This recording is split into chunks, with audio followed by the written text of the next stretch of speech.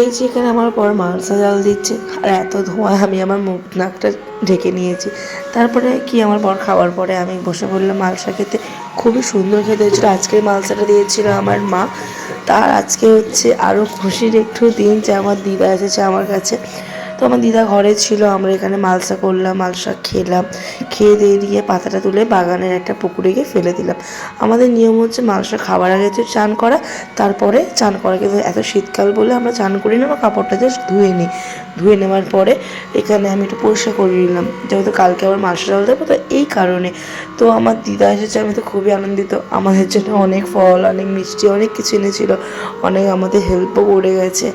এই যে জামা কাপড়গুলো ধুয়ে ধায়ে নিয়ে চলে যাচ্ছি আমাদের বাগানের ঘরটা সব ঠিকঠাক আছে কিনা দেখে তালাটা মেরে চলে যাচ্ছি, কারণ এখানে তার প্রয়োজন নেই। এবারে যা হবে কালকে।